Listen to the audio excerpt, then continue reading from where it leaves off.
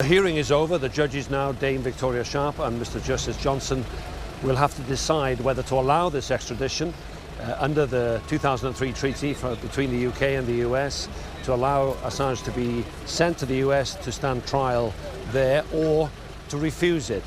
The arguments are so well known, they're public for a long time.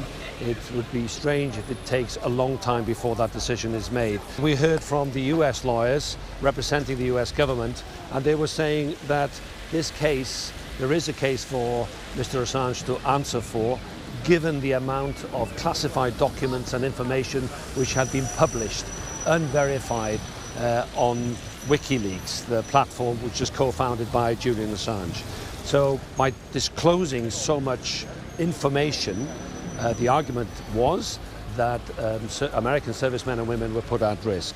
Now, in the middle of this prosecution case today, we heard from one of the lawyers saying that Julian Assange isn't a journalist and he shouldn't be tried as a journalist, which is interesting because that goes to the heart of why the defense and the lawyers on behalf of Julian Assange argue why he shouldn't be extradited. He wouldn't face a fair trial, he wouldn't be given a fair hearing, and he would be ostracized for being a journalist, according to them, despite the assurances of the US authorities.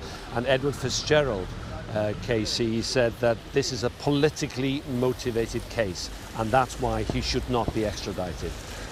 If the decision goes against the defense, then they will lodge an appeal for the European Court of Human Rights to listen to this petition not to allow him to be extradited to the US. Yolo David, CGTN, outside the High Court in London.